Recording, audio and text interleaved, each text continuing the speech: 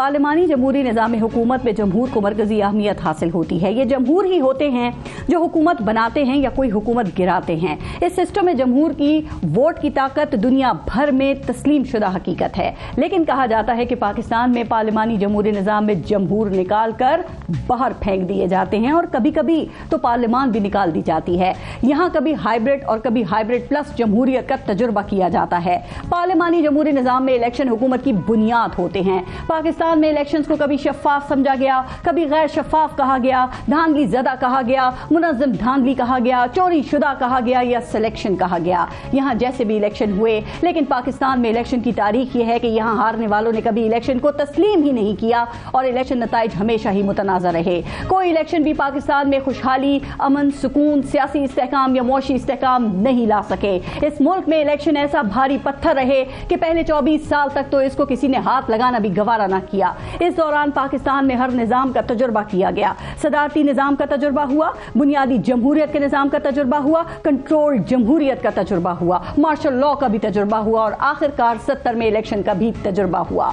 कायदे आज़म ने तो इस मुल्क को इस्लाम की तजुर्बेगाह बनाना था, लेकिन हमने पाकिस्तान को निज़ामों की तजुर्बेगाह ही बनाए रखा। 70 का इलेक्शन हुआ तो इसके नतीजे में मुल्क ही दो लख्त हो गया। अब फिर मुल्क इलेक्शन की तरफ जा रहा है तो पीटीआई से उसका इंतखाबी निशान ही छिन गया है। उसके पार्टी सरबराह को इलेक्शन की दौड़ से बाहर कर दिया गया है। कहा जा रहा है कि उसके साथ ही इलेक्शन से पहले इसको मुतनाज़ा बनाने पर दिन रात मेहनत भी हो रही है। इसलिए काश कोई ऐसा इलेक्शन भी हो जिसका इस मुल्क को फायदा हो।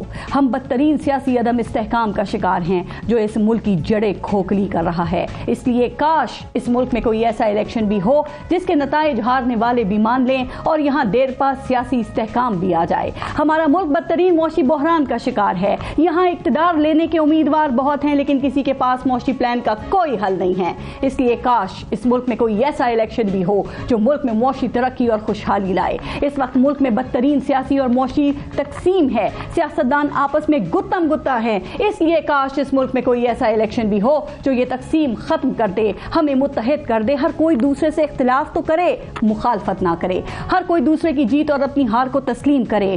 काश कोई ऐसा इलेक्शन भी हो जो धांधली, बदनीयती और बददियानती से पाक हो।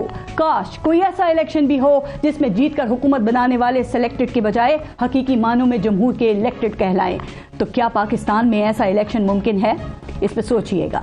और आज मुस्लिम लीग नून ने तवील इंतजार के बाद आखिरकार अपना मंशूर जारी कर दिया है। इस मंशूर में भी पीटीआई की तरह नून लीग ने 1 करोड़ नौकरियों के नारे के साथ साथ गुर्बत और महंगाई कम करने के दावे भी किए हैं। ये मंशूर कितना हकीकी और काबिल अमल है,